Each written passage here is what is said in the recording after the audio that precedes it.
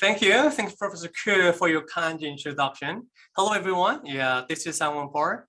I'm currently in the Kyung University, obviously, and then I'm teaching here for international tourism and the MIS for undergrad, and then about big data or data analytics for graduate students. And since there are some foreign students here, so as Professor Ku suggested, I'm going to speak in English as opposed to Korean, but anytime if you have a question in Korean, I don't mind. I will try to share all my knowledge or insights with you as much as I can. Sorry. Yeah, okay. So let me start that. In fact, as you can see, the title of my presentation, so I won't really talk about two different aspects.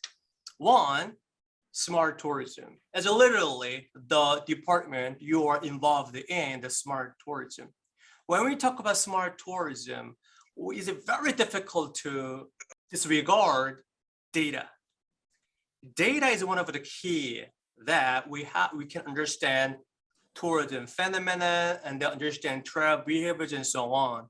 And also now, I think all of you guys have heard about president candidates when they're talking about when they provide some strategy. Everyone emphasized the digital transformation, big data, or AI, or machine learning. Everyone's emphasis. No one really de-emphasized the aspect.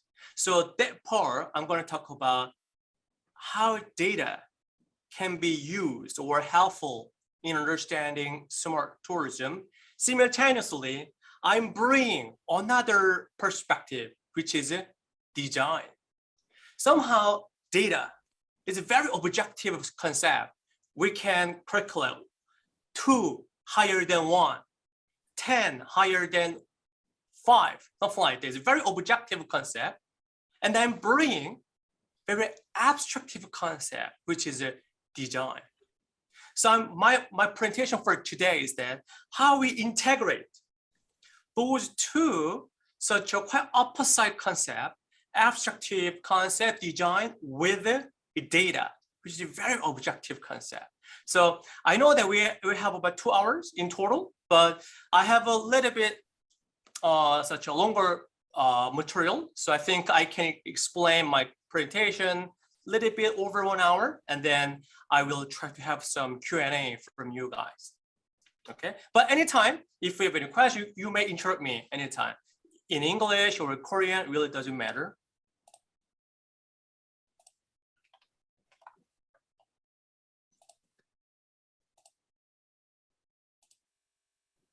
Okay, here is that. Can you see my slides? Yeah. Okay, yeah, perfect. So again, as you can see, the title of my presentation is Big Data in Smart Tourism Design. Students or the attendees, have you seen this book, Vacationscape? It's quite an old book, very traditional book in tourism. In fact, this is Vacationscape, the first book published by 1992. And as you can see, a third edition is published in 1997. Why I bring this book is that actually, this is one of the first book that talked about design rather than destination planning. Yeah, we have talked about how destination planning, there's development, but this is the first book that talked about such a design. So this book, Dr. Gon, has emphasized the role of design in making the landscape. So the term design has been used throughout the book rather than planning to highlight the creative and the artistic manipulation of structures at the destination. And then so why this is important in order to make the better purpose of tourism. So actually he talked about a lot of design principles and provide a lot of images or galleries, what is a well-designed places. So actually vacation is to represent a major advance in tourist planning. So with a much emphasis on place design. Then the question becomes, what is design, in fact? What is design? The design is not just simply making or developing an item or event or place to support tourist experiences. It's not a design. Design is one, as I mentioned here, this is a way of thinking. I think you have heard about design thinking. So design is a process where we conceive of an original or improve the solutions to achieve some desired outcome. So for example, I want to make a car. I want to have a car design. Then I already have some desired shape of car. In order to make that happen, I need to think about which part, which element are located. Car wheel, car handle, or window, and then some gears or seats are there. With these elements, design means that we have to think about how to arrange all these elements in the given environment. As a result, we can achieve some desired end state. That is such a design. So this design concept can become in the smart tourism. So when you type it in here the honors and here tourism management, when you type the keyword smart tourism design, they already have 100 of articles talking about smart tourism design. One of the things that right on the top, I think you have heard about curated collection in Annals. Annals is one of the top journal in our field. You know that in our field, we have a top 3 journal, as Professor Ku mentioned, on tourism management, Journal of Travel Research, and the Annals of Tourism Research. And then in the Annals, they made a curated collection. One of the leading scholar, and then invite some with the expertise in relevant field, that they make the papers and they make some book, like a book type of articles collection. So even Annals have a smart tourism design as a title of the curated collection. Have a lot, over 50 articles in there. And then also in tourism management, what the type of smart tourism design. It's not a new concept. Several hundred articles already published. And then here, when you check the left part, there are already books have been published 3 years ago or 4 years ago about design science in tourism or analytics in smart tourism design. So already, international tourism scholars, we are not just talking about smart tourism. I believe that you have heard about concept or cases or application or system of smart tourism from Professor Ku in this class. But smart tourism is not just adoption of technology, but we are as a tourism scholar, we have to think about further. Given having such a technology, from the technology, we have the data, and how we can reshape the tourism environment or tourism system. This is such a smart tourism design. Okay. To make that happen, data is a key. Without data, how can you change it? How do you know consumers' needs, consumers' wants? Which product are important or more useful for travelers or consumer? Without data, how do you supposed to know that? So the data is one of the key. Even search design literature argue that the data has become central to the product. So the focus of a search design changes from just simple product creation into one which is continuously adapting and then adapting and upgrading or updating itself so that they evolve, they try to making some product or services to respond to the evolution of consumers' needs. there's such a the design in terms of service design perspective. So again, in order to accomplish that, we think about the data. So from now on, I'm going to talk about how data, so in other words, big data can be applied in achieve or accomplish the smart tourism design. So yeah, when I believe you have heard a lot of things in the big data. How the big data has become popular at this moment is due to advancement of a connected technology. Before we have a connected technology, we have very limited way to collect our data. For example, you go out to airport, take a survey, or go to the 경복궁 and then take the survey for international travelers. Well, this is one of the best way we had it before. But now we don't really have to rely on the survey methodology due to a variety of technology we have. For example, mobile phone navigation data. From there, everyone have a smartphone here. And then on the top of it, there is some sensors on the top of that, which is a location aware system. So based upon that, we can keep track where mobile users are moving around in a city, in a counties, or in a countries. Or navigation data. If we drive a car, you can use such a T-map or Kakao navigation. So you can select it from where you're starting, departing, then where you arrive. So we can see their driving route.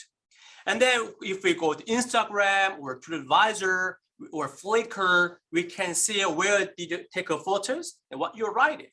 We can understand their travel experiences as well. And then like credit card on the right side of it, people keep using their credit card to consume some product or services. Based upon that, we can understand which product they purchased, which travel activity they seek for. And then in the Google, you search for information.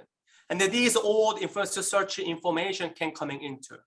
This one, how quickly we can get the data, how large we get this kind of data. It's a real-time data. You can get every minute, every second, even shorter than that. The amount of data is very difficult to define now because even when we are talking about, we keep collecting the data. So it's humongous of that. So now, this is a big data. So by now we understand what's the meaning of a design, and then we understand what's the big data. Let's try to integrate those different things. So design thinking plus big data. So when we think about design thinking, this is a sequential process. At the beginning, we'll think about what's the design we want to make it. It's a design ideation. So we have to come up with design idea. So when we apply this such a design ideation stage into tourism field, then we have to understand what's the travel movement patterns in our destination before we are making such a new product. We have to be able to understand what the current traveler's behavior, current traveler needs and wants using big data. Okay. And then after that, so we have to think about the function. Function is key in the design. So when you go to the toilet or the restroom, you know that there's a handle, like a holder here. So one of them, so one side of it, there's a handle, like a shape look like that, the vertical. The other side, such a handle look like a horizontal. It's not look the same. Why they make two different things? This is a function. Once we make the horizontal, people think about that, okay, this is the push. They can think. Or once you make the vertical over the toilet door, they can think about pull back. This is the function, how they make it. Or there's a cup. Why they make the round shape? Well, how they make some curve in here? There's a function to make people easy to drink their coffee. So same thing, once we have understand the current travel behavior patterns, we think about functions. How do we design our destination to maximize the role of the function at the destination? As a result, we can try design implementation. These three steps, then in my presentation, so how big data is a facilitate to go through all the sequential steps in a smart tourism design. And the first part, design ideation. Okay, Dr. Park. Yeah. I have a question for the smart tourism design. Through your slide and your explanation about the understanding pattern of travel behaviors arising from big data, and like you, professor, and researchers, they collecting data from travelers and traveler companies, and then analyzing it and make it pattern and then make it meaningful information. So it's based on reality and the phenomenon, so which is lead us truthful and factful information. However, design so far, usually expert and professionals, they do their own design thinking and design expertise and make any certain product and a certain field design with their own thought and expertise. So it's not the factful and it's not the realistic base, rather than their idea and the conceptual thinking. So how at this moment in these days with technology and data trace and then on expertise, how we can be able to figure out those two parts? One is conceptualization by expert, and another is like a data trace by the actual data. So which one is more useful? Okay, yeah, thanks for question, Professor Ku. Actually, there's a quite critical point. Yeah, this is what I mentioned at the beginning of the presentation. Once we talk about design, it's quite abstract. It's quite creative idea, artistic, coming from, I don't know, somewhere, from universe, from my, suddenly, when I wake up in the morning, I have idea of my design, so I can jump into it and make it. Whereas, as I said here, yeah, big data is already fact, it's already happened. So we are trying to understand current phenomenon. But actually, when I was in Hong Kong University, I have managed 2 more guest rooms in the hotel icon, which means we had to redesign over the hotel rooms. And then I worked with the School of Design. So then we also made the term of experiential design. We made experiential design, one part of it. To make that happen, yeah, we have discussed a lot. But actually, a lot of people think that design comes from something new. But not necessarily. It can be, but one of the very rare cases. But how they come up with the experiential design, then what we did it at the lobby, we interviewed a lot with the hoteliers and then guests in there. And then also we tried to have some background over the Hong Kong hotel industry. What's the preferences of current consumers? Preference of current consumers is different to 10 years ago or 20 years ago. So yeah, the outcome over here of a design, it seems like something from new, but in the process, they have to have all of the information, all of the knowledge and background to better understand it. So this is what I'm saying. Yeah, so Professor, you have a good point. Actually, here's a design implementation. Really at the end of it here is really something, it can be something new, but in order to arrive at that, we have to be able to fully understand. So for example, I want to make a cup, such a cup, and then why should I make a cup? What kind of cup people like to have? I need to have. And then what's the function of this cup? The cup is for just decoration. Cup is for, let's say, putting the books inside? No, it's not. Cupboards for drinking the water. Then make the design, I have to make it more useful to address their functions. So this is such an idea coming from research and understanding the current patterns. Yeah. This is my response. Yeah.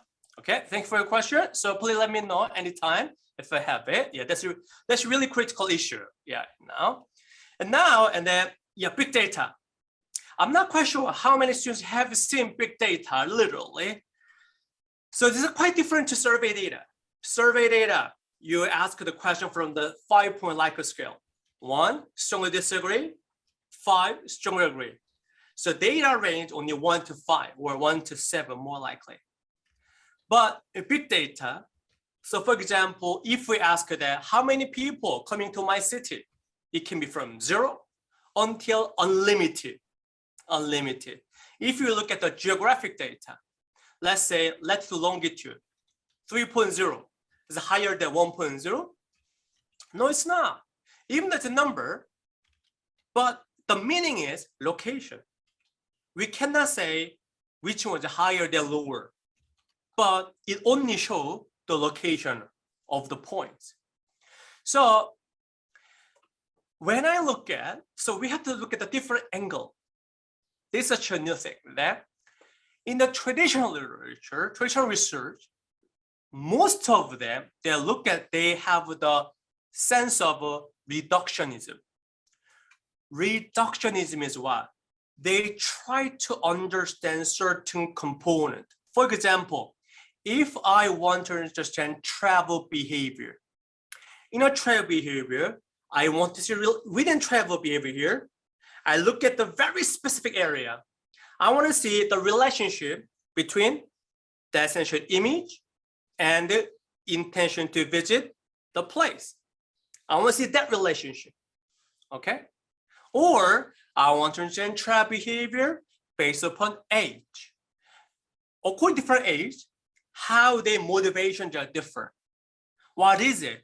Based on looking at the part or such an element of it, can you remember that the design is what? Design is such an arrangement of all the elements.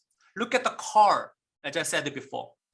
Reductionism in the traditional study is that they are thinking about how can I make a best wheel? What's the size of it? What's the function of that? You're only looking at the one element. That's a wheel, one window, and then one such a gear or seat. But when we apply that angle into the big data, you cannot see the whole.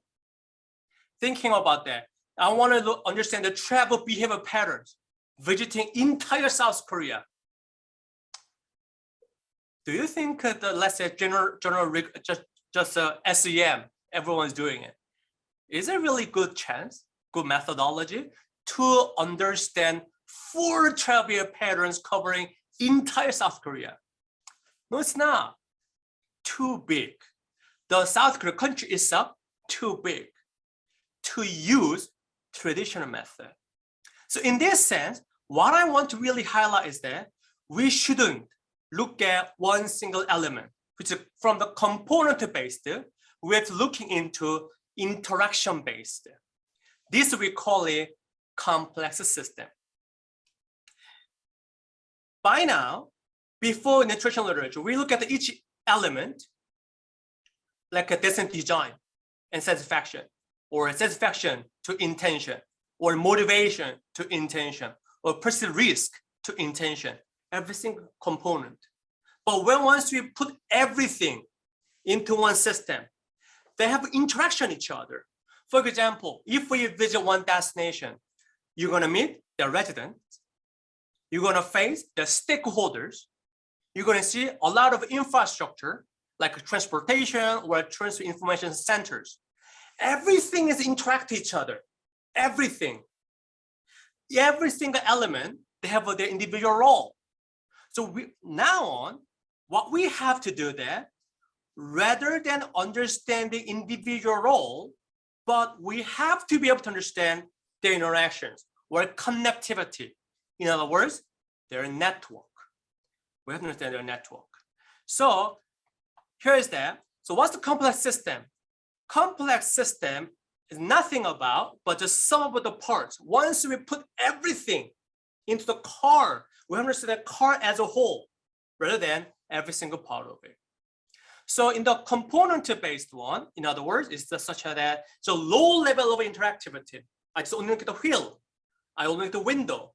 So where components are very stable. And then I can control. And the environment is not that big changes. But think about tour and destination. Tour and destination.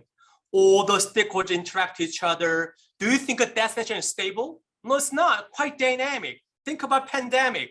Once a pandemic, everything is changed. So it's very hard to predictable. So once you understand one single consumer here, can you understand whole system of a destination? No, it's not. We have to look at the infrastructure, stakeholders, or travel agency, or accommodation, and so on. So many different actors are playing their role or responsibility. So complex system is a more relevant approach to analyzing the big data so that we can have the design perspective. Now, what's mean by complex system? Complex system, we can say that the system, which means destination, is not linear. It's quite dynamic. Let me ask you a question. So there are consumers or travelers. If we are satisfied going into one restaurant, are you going to revisit the destination or restaurant over and over again? I don't really think so. Why? Because you have another options available. Why do you go to the same restaurant over and over again, given you have high satisfaction? This is our literature say that. Our study said that high satisfaction, high intention to revisit again. If we have satisfaction higher and higher, how many times are you going to revisit the destination or restaurant? In other words, the world is not linear, more dynamic. In other words, looks like here's a when you look at this picture, this is the mouse brain. Brain system is too complex to look at traditional way. They use a complex system to understand the role of functions of a brain. It's not random, but it's not the perfectly pattern. But we have to think about a lot of different techniques or methodology to find out certain existing pattern from very complex interactions. Like that. Okay? This we call it complex system, which means network science. In my experiences, doing the big data last 20 years, by now, network science, network approach is the only way that we can see big data. Can see mean one, find out pattern. Second, we can visualize the pattern so that we can understand the insight.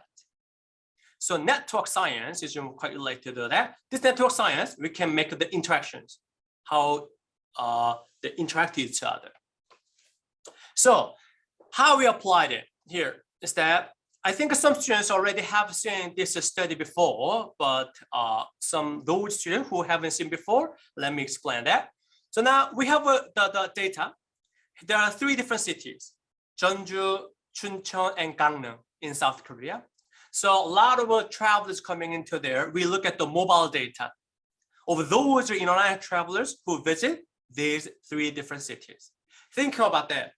The place people visit as a one node.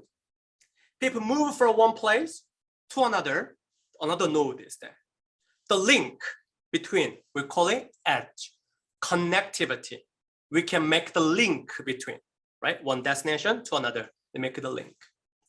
So based upon that, we tried to some machine learning algorithm to find out hotspot places. Here is Jeonju.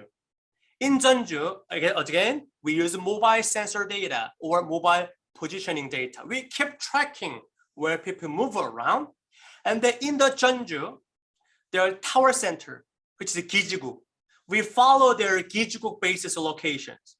Then in Jeonju, there are around 780 phone stations or call station, 기지국. Given that, we found out there are 107 hot places there. Okay, the hot place means that where people more likely to visit based upon understanding movement pattern. Then also, once we found that they have places, then we can find out their patterns. When you get the right side, here's a color. Here's a blue color, it's more like a Hanok Village. And then green color, more like a Dokjin Park. And then they have some interactions between. Even furthermore, when you get the percentage more detail, people likely move from north to the south. Can you see the arrow? Arrow refers to directions of people's movement. And then travelers moving from north to south is about 0.36%, as opposed to travelers from south to north, about 0.28%. And then when you look at the orange color, this part, there's no interaction with these two other hot places. Why not? Because the mobility data, it is recommended to look at about 24 hours trajectory. So here's our accommodation. Once you have their sleep here, there's no link with any other hot places. And then even these one hot place zone, we can see their directions, how they move around. So why this is important? And just say here, destination design or destination planning, we need to have some evidence or idea to make some transportation system for travelers, to come up with where we can make new travel attractions. So we call it flow-based destination planning or destination design. That is the idea we can make it. So actually, last year, this paper has been selected Journal Paper of the Year Award 2021. This is the second place we got it. So for using that paper. And then also another one. So here is that same approach. The previous one, we tried to understand travel behavior pattern within the city. Now let's look at that. Look at the entire South Korea. In entire South Korea, we have around 250 시군구, let's say cities, okay, 시군구 level, and then travel moving from one place to another. Here's the one node, it's another node. They had a link, what connectivity between. So we actually work with SK Telecom, and then we were able to get such a every hourly data over travel movement in entire South Korea over a year data. So over a year, look at every hour how people move around among 250 different cities. And then with same thing, we try the network approach and then find out that here is such a South Korea, and then we find out their network connectivity by cities in here. Okay, I have a question. Yeah. This previous slide. Okay, your mobile data tell us the travelers move from A to B destination. Yeah. When they're traveling, and then you're finding out the patterns based on mobile data, right? Yeah. Which is factful data. But however, as a reviewer, if I review your papers, I want to know why they move from A to B. There are certain reasons for that. Why they jump the intermediary part, they do not visit the place, and why they didn't other place except B. That's my question. So if I want to know the reason or motivation, do we have to get a survey, someone who used mobile data at that time? This complementary research for finding out the motivation and the reason why. So what do you think about this question? Yeah, Professor, this is another very important question. Okay. Students, you have to understand that there's no perfect data. There's no perfect data. In the mobile data, that is perfect data to understand mobility, human mobility. In this sense, it's great. But there's no any other information from it. So in order to answer your question, there are many ways. One, what we are doing in our team is that we already published the one article in the Annals of American so Geography Journal.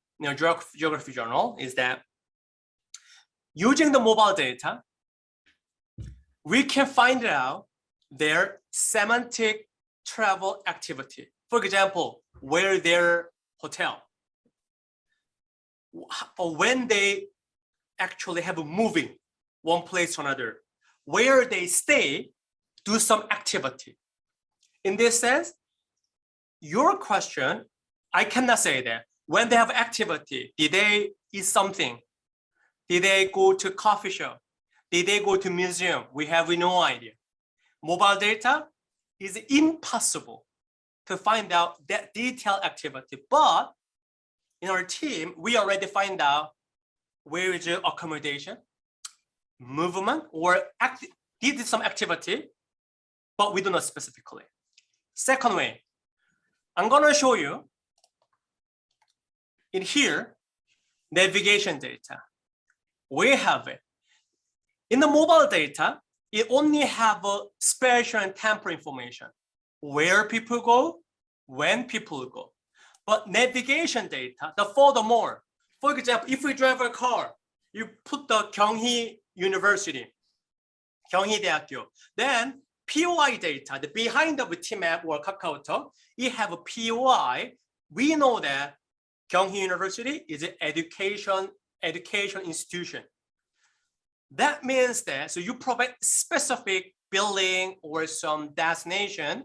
As a result, we know where did you go. So education institution, we assume that people go there for education purpose. You can type it, let's say Marriott Hotel in I don't know, in Sicheon, for example. Then you went to hotel. So this such based upon the POI information of your destination, we can assume you go to accommodation for, let's say, lodging purpose. You go to, let's say, restaurant to eat something. But you may say that, yeah, I go to restaurant to meet my friends, not just for food. We have no idea. Another limitation. Third one, as you said, we can have an interview or a survey. So traditional method is a travel diary. People have their smartphone or they have some book long time ago. They write something. I went to restaurant A because I want to eat, let's say, spaghetti, or I go to cafe to meet my friends. The third option. These are the only way we can try. So this means what? We have to have data integration. To make it happen, we have to have mobile data. Plus, we have to have, let's say, survey data. Plus, we have to have interview data that we can understand everything. So in this such a big data that I analyze here, we can understand travel behavior, but it's very difficult to understand travel experiences. The reason why people use TripAdvisor, text mining, travel experiences, but this as a whole, in general, as you point out, Professor Q, like here, if I want to know why people go A to B, specific moment, just one moment, very difficult. It's the only survey or interview. It's the only option available now. Yeah. So actually, yeah, main purpose is that I think it's better to mention to you. So all my presentation today, and then my research interest is human mobility or travel mobility. Also travel mobility, and then people talk about, as the Professor Ku mentioned, travel experiences. It's quite two different, but still, unfortunately, at this moment, there's no perfect data allow us to have a comprehensive understanding in both travel behavior and travel experiences. They're two separate parts still now. Yeah, that's what I can do. Yeah, very good point. Very good point. Thank you. So in here, yeah, based upon that, then we can see how the small network. Actually, I don't really talk about the detail of how the methodology is that, but actually, given the entire network of South Korea, that we can find it out that small network among 250 시군구. What do you mean by that? Travelers coming into one of the city in yellow cluster, travelers are more likely to move around within the same cluster. So the cities in this cluster, they can collaborate. They have a regional planning, regional destination design.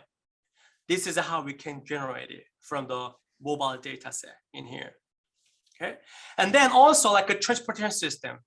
So travelers not only trip within the one cluster, but also they may move from one cluster to another. And then in a network, they have some hub in there. So once we make connection, one hub city in this network, other hub city in other network, we can maximize the efficiency of transportation resources. This is also another such implications from it. Again, what I'm talking about is that did I mention what specific role each city, each component? No, it's not. I'm talking about interconnectivity, interactions between. Understanding connectivity is a key in a big data. And then also this paper has been selected #1, the 2022 Journal Paper of the Year award, very fortunately. So we got that. So not only myself, but also international scholars also perceived this such important insights from this paper as well. And now a little bit speed up. So in there, so last part, still the understanding of travel behavior. And then we use the navigation data in the Jeju. So they a lot of people using a rent car and they are traveling around. But still, it's the ongoing papers with my PhD students. Here we are about to submit the paper to the journal. So then here's a flow, connectivity. So people drive a car, we know their origin and destination. I'm not looking at where they come and then where they arrive, but we're looking at their link, flow interactions. So we come up with what's the most important flow among 1 million travel route or car route in the data set. So as a result, we found out not only the such hot places, but also their travel route. So I think it's better to show you some of the video and then I can explain it.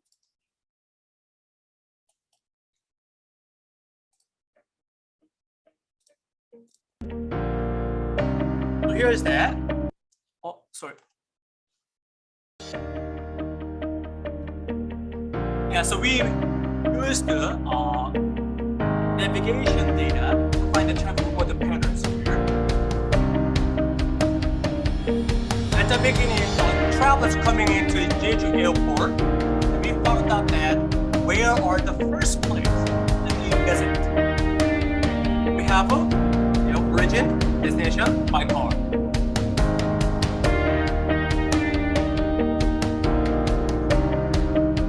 So we found out that people likely go to Jeju first, as opposed to far away or airport. They go to.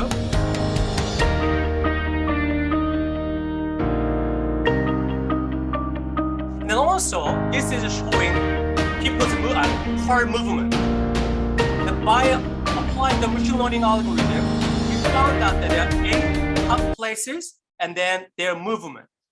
So the important part is that about 70% of travelers are traveling within the cluster. around 30% movement going out of the cluster, and you can see the movement patterns among hot places.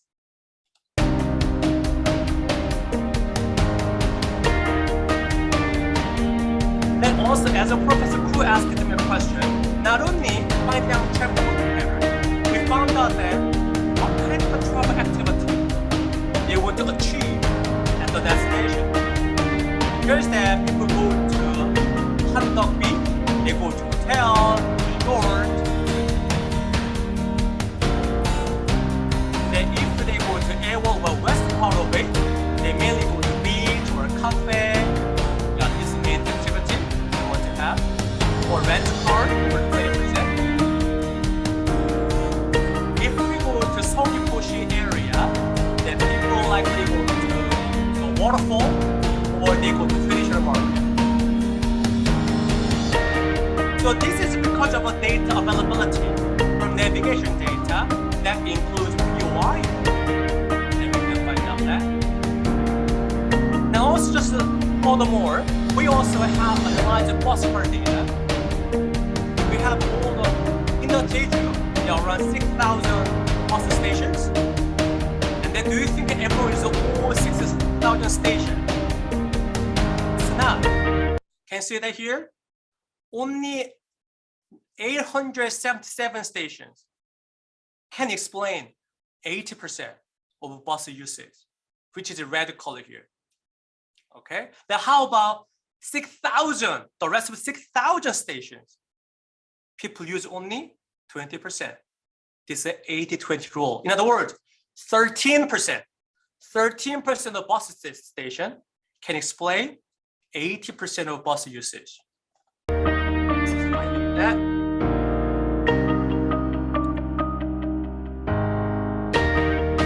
So due to time shortage, so I'm gonna stop it. Then I will jump into my PPT here. Oh, oops, sorry.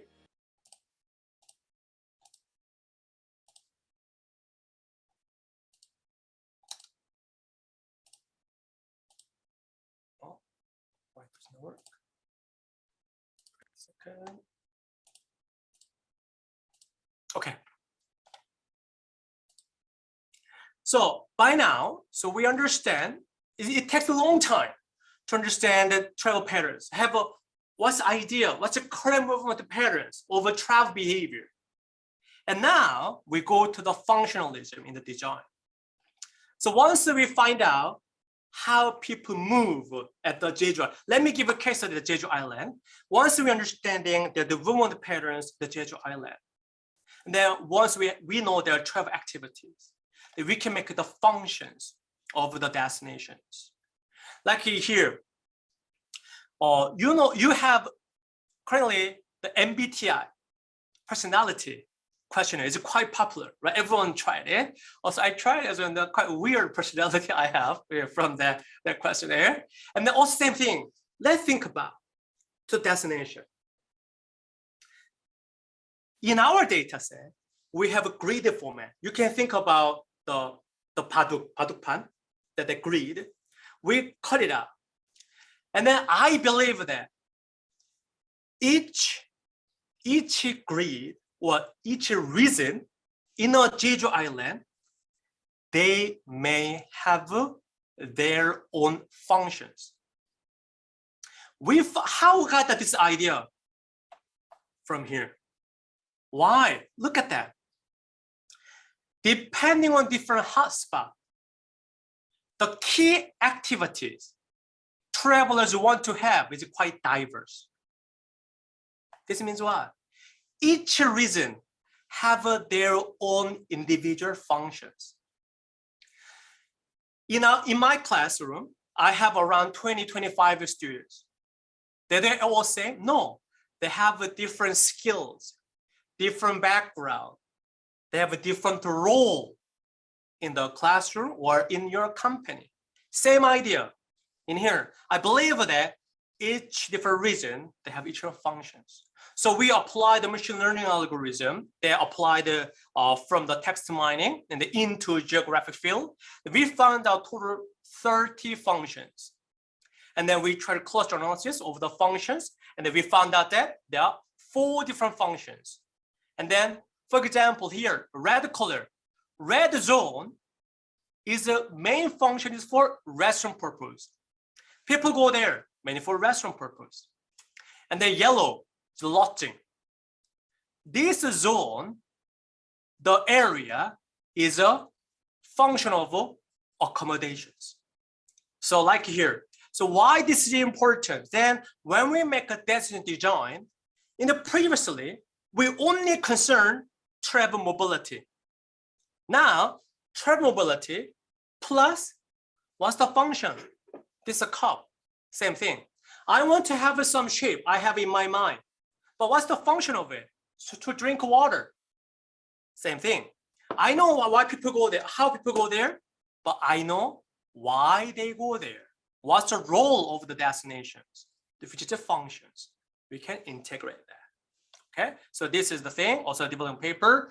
And then also, same thing, we try to find it out their territory. So understand the structure of travel backbones. So what's the function of this territory? What's the function of this territory? And then what's the linkage with that? Based upon accommodations. Accommodation. That. And now, so once we understand the function, we are ready to implement our design. But now, what happened? COVID-19 comes to us. So entirely changes everything. So actually in our team also try to, what's the impact of COVID-19 on travel behavior? This is a bus car data, but it takes a little bit, okay, so 60 minutes left. So this one, we have around 2 years bus car data from 2019 until 2020. And then also we have more is coming into here. The blue color indicating bus usage in Jeju. And then you know that the red dot here, red dot. No, so here is a green one. Green line is the first wave of COVID-19. Second wave, COVID-19. 1차 유행 and 2차 유행 of the COVID-19. And given that we look at it, how bus usage has been changed. And then the category 1, after first wave of COVID, not really changed it. As the time goes, in May, there are a lot of peak of the COVID, and then they increase it. And then, okay. Basically, it's better to use this one. Okay, let me talk about second first, and then I will go back to the first group later. Once you have the here, bus usage, quite constant, stable. After first wave, nothing really happened. Right after second wave, dropped significantly. Okay, so people do not really sensitive the first wave, but once they have a second wave, they're quite scary. Do not use public transportation anymore. And then here, number 4 is that once the first wave, drop significantly. And then once COVID get better, they usage more. And then once the second wave, drop again. Group 4 is very sensitive to the COVID-19 cases. And then how can I say drop? This is also deep learning methodology. We use deep learning to find out change point. It's a statistically change of their demand. And then the first one is not really changed. Even after first wave, the usage increased more. But second wave, it dropped here. And then here's also quite similar to first and third. Once you have first wave, it's a little bit increase it. Very interestingly, here's change point. And then they drop significantly. And then we looked at back afterward, there's no more return of going. So this is such a change of human mobility due to impact of COVID-19. And then also you have travel mobility. Same thing, navigation data, we check that this is such a daily trip, how it changed it, and then this one, such a new cases of corona. So once we have a high corona cases, trip drop, right? High corona cases, trip drop, like that. We can see clearly there's some negative relationship. But furthermore, we look at time lag.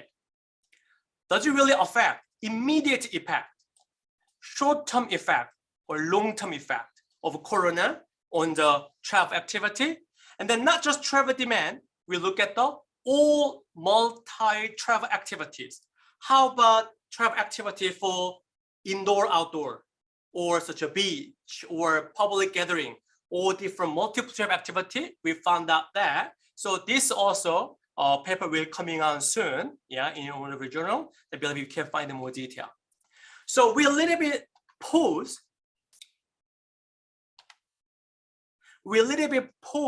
over the destination design due to corona. So we a little bit to research about the impact of our COVID-19 on travel behavior. And then this just some animation is that left part, travel behavior before COVID, right part, travel behavior after COVID.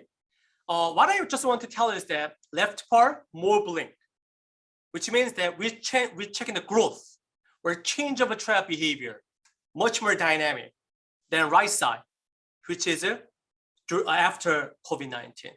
This is a massive data, loading is quite slow, but you can see that some blink, left one, much more dynamic, as opposed to right side, much more stable.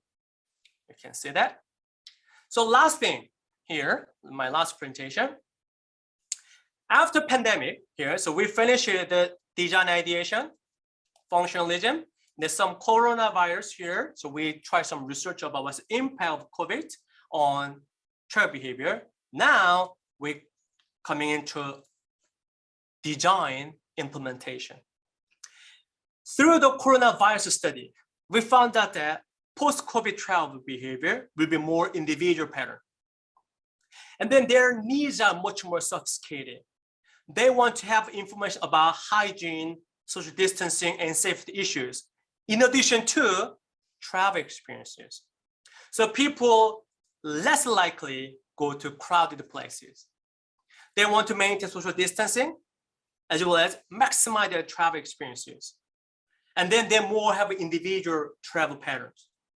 What we can do is the recommendation system.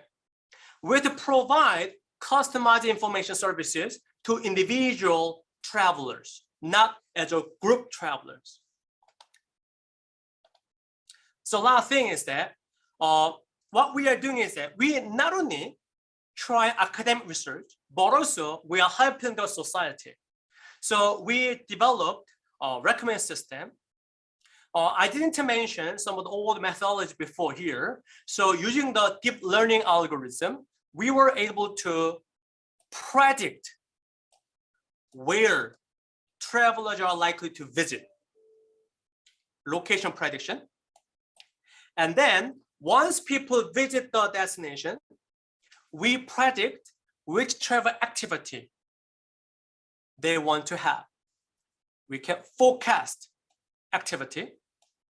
And then based upon that, we were able to forecast which type of food they want to have at the destination.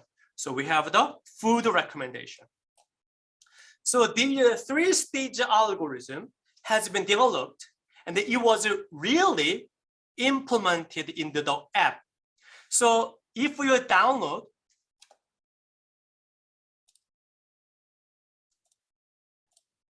here, Visit Jeju. If you download Visit Jeju app, and then you can, when you go to Jeju, just open the app. It will give you a recommendation. All travelers going into Jeju, your recommendation would be different because we were able to predict individual predictions of travel movement, travel activity preference, and the food preference as well. So in the website, when you go down here, this one, 빅데이터로 분석한 주변 관광지 추천, big data recommendation. This is based on my algorithm. We developed it, but this is now in Seoul. The reason why this recommendation would be the same to everyone, because the algorithm find out that once you open your app, we found out your location at the Jeju, and then the recommendation will be follow up. But since we are in Seoul, we only see these recommendations to everyone. And then if you open the app, Visit Jeju, you cannot see this option over your phone. Once you go to Jeju, the recommendation section will be pop up and then give you individual such services for you. It's free to use it. And then just a 제주관광공사 Visit Jeju app is there. So as a result, what I'm thinking is that since we have a smart tourism technology, we will have more and more data. But it's not the final thing. We have to think about how to analyze data. As a result, how we can apply the insight we obtain from data into the destination or tourism field based upon design thinking. So as a result, we can ultimately achieve a smart tourism design. Still far away to go, so initial stages at this moment, but I think it's worthwhile to share the idea with you guys. Okay, thank you very much for your listening. Any question? I really appreciate that. Thank you.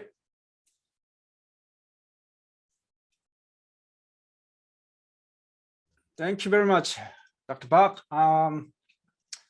It's very fantastic illustration paper, and I guess it's one of the prominent research in our field who can do this kind of research with the geographic data and geographic program and big data, and then actually commercially the research-based outcomes changing into commercial purpose, which means it's practical, successful research outcomes. It's very rare case. Okay, so smart tourism is making smarter. So what the survey-based research and experimental-based research and big data-based research, any methodology actually we need combined to achieve our research goals. So Dr. Bach, his team is one of the very leading groups for realizing smart tourism in the world, actually. Okay, students, if you have a question any about method and research and other stuff, you can do your question too. I have one question. Yeah, sure. Okay, Tia first. Oh, I go first. Okay. Hello, I'm Chen Li, and I have a short question about the data integration. Like when Professor Ku asked about the how you know what people do on a way to get to the destination, and you mentioned about the ways like traditional survey things, and like I was wondering because in my idea there's a gap between two different ways of collecting data. Like in the traditional data, people tend to generalize their tradition, like traveling actions, like basing on their time answering the survey. And the big data is more about the everyday data, like they even don't know about whether they're providing any data or not. So what I was wondering is that how, when we integrate the two different kinds of data, how do we deal with the gap between it? Okay, so if my understanding your question is correct or not, but let's think about that. So mobile phone data. So we know actually the older researchers, somebody who obtained the data, we have no idea their identity information because ethical issue, right? So this is personal security law, so we are not able to have their individual profile. So to do so, actually big data is almost impossible, to be honest. We have to contact individual people. Can you contact all of international travelers visiting entire South Korea? Can you do that? It's impossible. Why? Lack of money, lack of effort, lack of labor force. And then people do not willing to participate in all our experiment. That is the concern. So what we can do is that, of course, it's impossible to cover entire South Korea. So my recommendation is that, for example, my research is to understand travel behavior visiting Seoul, for example. And then you can find out some panel of international travelers visiting Seoul. And then contact them, get their agreement to collect their location information based upon the app you develop. And then you have to get the agreement to answer your survey questions every hour or every day. Plus, you have to get agreement from international travelers to collect any other information. For example, their personal information, like the demographic information or app usage information. So this one, what does it mean by that? If you try to collect with a big, why we use a big data? If we do a survey asking them, can you tell me where did you go? They cannot answer. We have a limited bound, right? Memory issue, the boundary rationality. We can remember everything. If I ask students here, can you remember what did you eat last week, today? Like the last Friday dinner, what did you eat? What did you lunch? We cannot remember. This is the boundary rationality. So survey, impossible to get where they visit today or tomorrow or every hour, every second. We have no idea. Only technology can tell you. Plus experiences, technology cannot tell you. We have to ask the respondents and then we get the answer. The reason why we have to integrate it. So to make that happen, what the main challenge is? One, finding out the panel who agree to share all their personal information. But you know that people, they're quite reluctant to share my information. Who are you? Now, why should I do that? Second, the money. Money means it's a financial and monetary issues. Time. It takes a long time to have enough sample. Second, why people have to join in your experiment, your data collection? They have to have a benefit, reward, or incentive. It can be financial incentive or non-financial, anything we have to. And then researchers, you have to take a long effort, a lot of effort to meet them individually. Sometimes you have to interview to follow them. The survey, when are you going to ask the questions? If they stay in the 7 days in Seoul, first day, second day, every day, every hour, when? We don't know when they move from one place to another, Gangnam to Jongno. Do you think respondents answer all the questions every moment? No, it's not. Even one time, it's very challenging when you try to answer the question.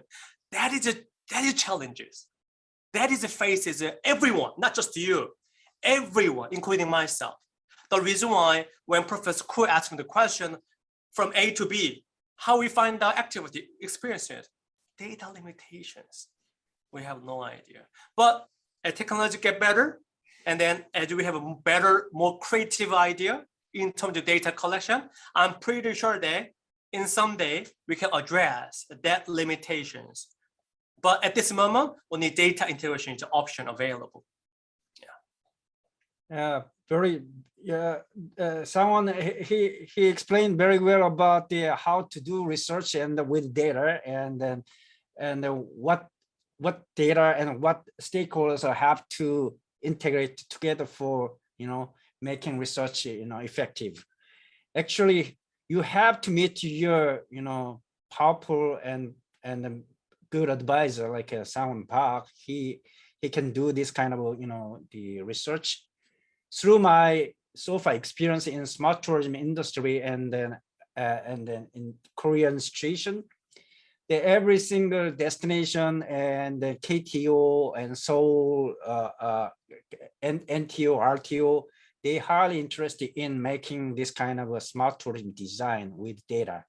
And then they try to making money for conducting this kind of project. Dr. Soyoung Park and me also, we are joined the teams in KTO, other Seoul RTO teams to conduct this kind of project. So as a smart tourism subjective, you have a tons of opportunity ahead of you if you can handle the data analytics and then GIS programming. Yeah, it takes time to learn the kind of program and then data analytics skills, but it's totally up to your advisors, and the advisors can be able to assign to you the what you have to do and the work and the skills and methodology. Yeah, Professor Koo, I think I fully agree with you. Actually, now it's just society changing. Look, Yes. students, look at that. Look at, now I'm not talking about tourism hospitality only. Look at our society in general. When you turn on your TV, everyone's talking about data, AI, machine learning, or smart, whatever smart, smart factory, smart car, smart consumption, Yes. right? Smart shopping, smart tourism. What's the smart stand for? That is insights from data using technology. So I'm very sorry that if we are not interested in the data, but I'm sorry, this is a society change. This is a trend. If we don't want to look at data, I think you have to, born 10 years ago or 20 years ago. But this is the society where we are now. So if you want to jump into that as a core part of it, I'm not telling that you have to be expert in statistics or coding. That's not what I'm talking about.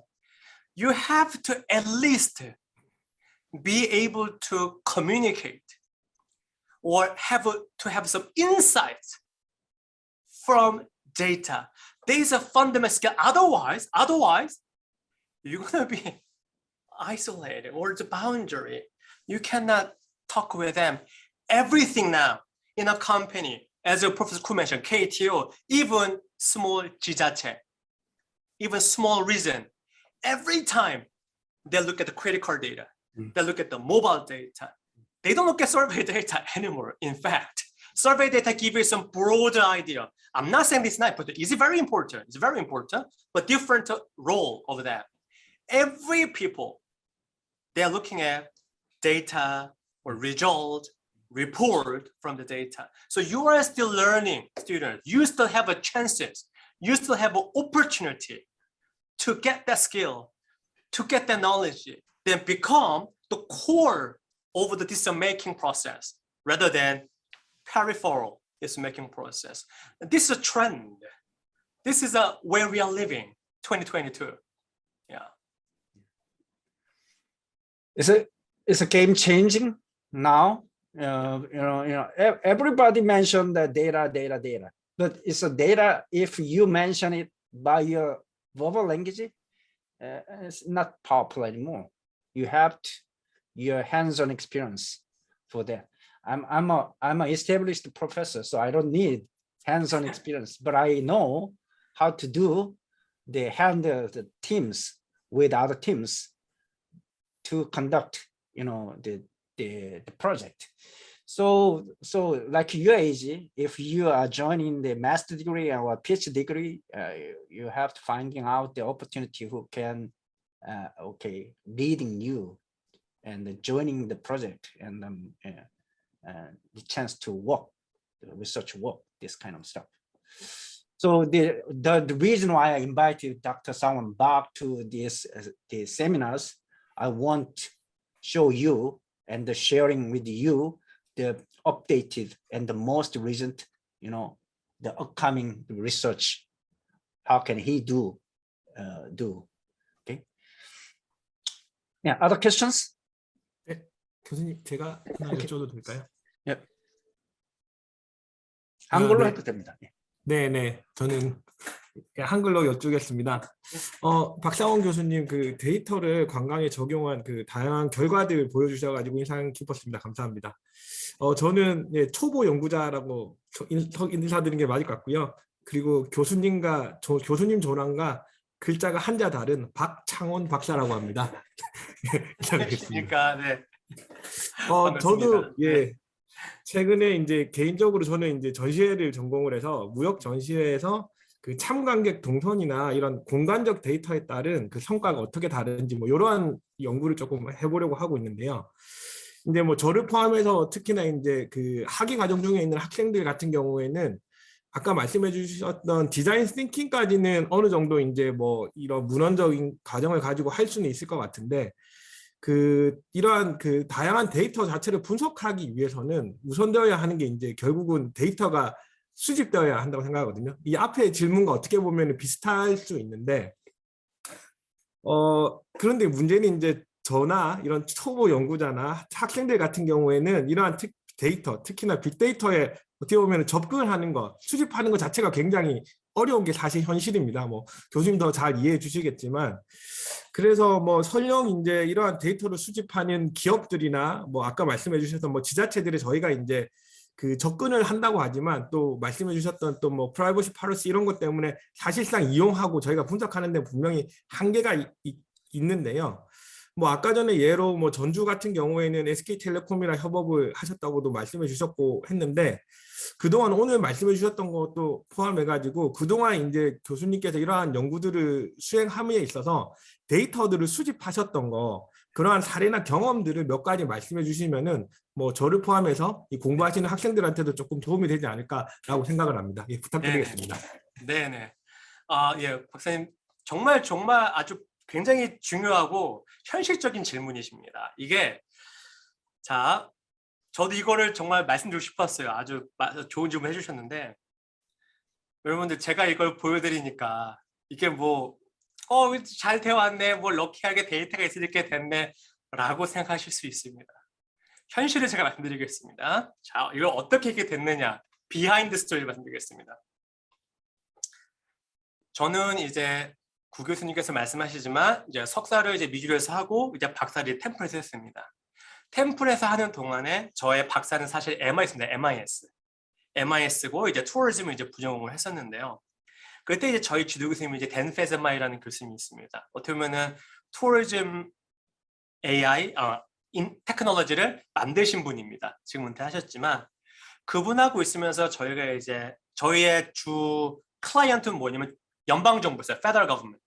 DC도 많이 가고 해서 연방정부를 하면서 우리 지하에 슈퍼컴퓨터 7개 있어요. 7개. 그래서 그거를 매일 빅데이터 하셨습니다. 데이터 있으니까 좋네. 학생 때였으니까요. 딱 졸업을 하고 영국 서리로 가게 됐습니다. 가니까 그게 있는 게 아니었던 거예요. 이게 없는 게 정상인 거예요. 데이터가 없는 거예요. 데이터도 없고 학교가 돈도 없어. 그래가지고 연구비도 없는 거예요. 야, 이거 어떡하나. 데이터도 없고 학생도 없고 교수가 막 됐으니까요. 막막합니다. 근데 그때부터 이 아이디어가 있었어요. 그게 언제냐면 2011년도입니다. 벌써. 11년 전에 이 아이디어가 있었던 거예요. 지금 와서 한 거지만 이게 11년 전에 이미 스킬이 있었고 저는 아이디어가 있었어요. 하고 싶은데 데이터가 없지 않습니까? 모 회사를 찾아갔습니다. 저는 이게 좀 굉장히 브레이브한 편이 있어요. 모르는 사람은 모르는 회사 그냥 찾아갑니다. 저는. 그래서 홍콩에 있을 땐 구글을 찾아갑니다. 그냥. 네, 노크해요. 노크해서 Hello, this is Sangwon. I'm from Sorry. Can I see you? 그러면 누구냐고 이렇게 물어보면 막 얘기를 합니다. 그래서 한국에 어떻게든 간에 막 아는 사람 모르는 사람 막 해가지고 SK 저기 이제 통신사에서 방문하게 됐습니다. 아이디어를 얘기했죠. 바로 성공했을 것 같습니까? 문전박대에서 문전박대. 건물 안에도 못 들어가 봤어요. 그 어프로치를 한 번 해본 게 아니라 4년 동안을 교수인데도 계속 녹였어요. 계속. 우리나라에 있는 텔레콤 회사들을 4년 동안 컨택했습니다. 4년. 당연히 성공 못했죠. 4년 후에도. 그런데 거기에서 이게 하다 보니까 거기와 관계된 사람들을 만나게 됩니다. 거기서 알게 된 게 관광공사예요. 아는 사람이 없죠. 저 같은 경우 해외에서 있으니까. 관광공사를 만나게 되고 관광공사에 그때에 현재 계시는 문재인 대통령이 오시면서 누리정책을 만든 거예요. 그러면서 한국 관광의 빅데이터라는 게 생기게 되고 알게 되고 그러면서 연이 돼서 4년 만에 한 5년째 됐을 때 그 데이터를 볼 수 있는 기회가 생겼던 겁니다. 5년 만에. 5년 만에.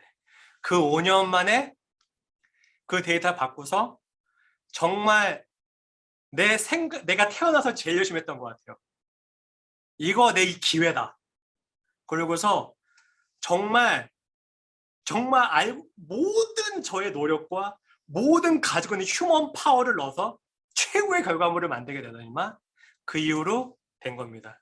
지금 제 아래에 있는 학생들, 학부학생들, 석사생들, 박사생들은 제가 5년 동안 데이터를 얻기 위해 문전박대 많이 당했어요. 네, 해외 교수는 뭐예요? 뭐 자기한테 이익이 없는데 프라이빗 컴퍼니 아시잖아요. 자기들한테 이익이 없는 거는 뭐 가차없이 이해는 합니다. 뭐 어디서 뭐 하나도 모르는 사람이 와가지고 하겠다고 하는데 정말 하지만 5년 동안 계속 노력했죠. 끝내는 연관된 사람 만나게 되고 기회를 하나 얻었을 때 정말 모든 걸 다 했던 것 같아요. 모든 걸 해서 그 결과 얻게 되고 지금 거의 한 10년 됐죠. 거의 한 지금 5, 6년이 지나왔는데 그걸 하면서 이제는 어느 정도 자리를 잡게 되는 상황인 것 같아요. 하지만 자리 잡은 건 아닙니다. 많은 분들이 그걸 하고 계시고 교통과, 지리학과, 뭐 통계학과, 뭐 컴퓨터공학과 여러 군데서 하게 됩니다. 이 같은 거를. 저는 그 사람들보다 더 좋은 결과물을 만들어야 되기 때문에 지금도 매일매일 저희 팀은 계속 하고 있고 또 경희대에 와서도 아주 좋은 학생들과 함께 여기 계속 진행하고 있고요. 그렇게 된 겁니다. 네, 5년입니다. 5년. 그러니까 박상원 교수님이 5년 전에 한 걸 여러분들이 1년 안에 배우려면 박상원 교수님의 일을 같이 하면 돼요. 시키는 대로 하면 되고. 그게 배우는 거잖아요. 그러니까 굳이 오전을 똑같이 할 필요 없어요. 예. 그러니까 어드바이저가 필요한 거예요. 어드바이저 이미 겪었기 때문에 그 어드바이저가 갖다 꽂는 곳에 가서 열심히 하면 거기서 이제 실력 발휘가 되면 다른 팀들이나 뭐 이런 때 이제 기회가 또 오죠. 그걸 멍청하게 5년 했다고 나도 똑같이 5년을 하면 안 되는 거예요. 네. 굳이 그런 걸 배울 필요 없습니다. 문전박대에 대한 기분 별로 좋지 않거든요. 굳이 그거 안 최근에 하고 박 교수님하고 저하고 같이 프로젝트는 아니지만 롤이 좀 틀려서 저쪽은 이밸리에이터고 저는 프로젝트에 참여하는 프로젝트를 준비 중인데 VBQA 하고 있거든요. 쿼리 퀘스천 그 VBQA 데이터 여러분들 잘 모를 거예요. VBQA가 뭔지. 이제 우리가 그 챗봇 같은 거 만들 때 이제 이미지 데이터 마이닝 하고 있는 거거든요. 저도 그 이제 KTO하고 다른 회사랑 참여해서 하고 있는데 제가 해보니까 학교의 롤이 꼭 필요해요. 이게 레셔널리가 필요하거든. 기존 연구들 리터레처를 리뷰도 해야 되고 하는 방법들이 결국은 학교에서 리서치 베이스로 나오고 회사들이 참여하는 거기 때문에 그러면 여러분들이 이제 배울 수 있죠. 그 회사가 하는 것들을 참여하면서 배우고 거기서 그런 게 사실 학교 다닐 때 사실은 경험을 해야 되는 거죠. 밖에 나가서는 이미 할 줄 아는 사람을 뽑지 학생 그 훈련도 안 돼 있는 사람을 뽑지는 않거든요. 네. 그런 게 중요하죠. 네. 또 다른 질문 있으십니까? Any questions? I have questions. Okay. Thank you for wonderful lecture, Professor. the system is very interesting for me that the Jeju Island, Jeju Tourism Organization's the application big data recommendations.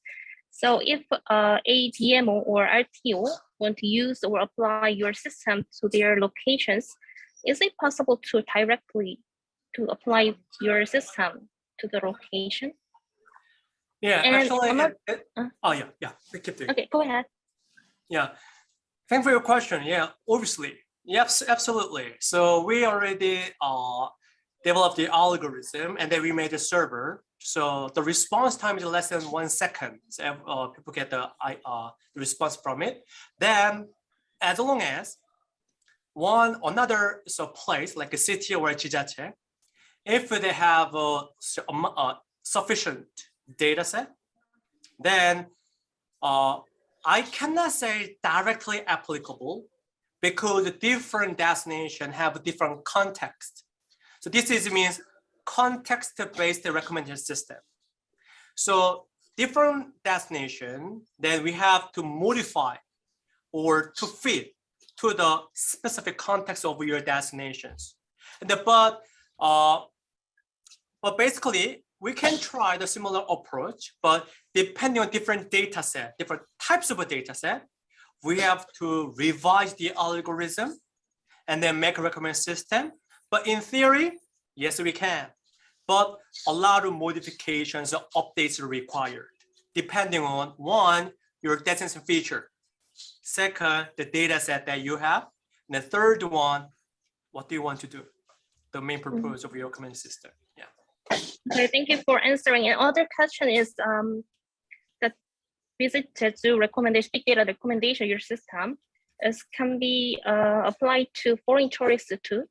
I mean, to gather meaningful insight from the foreign tourists, because I think there is some privacy issues or legal issues to gather information from foreign tourists. So is it possible to gather meaningful insights?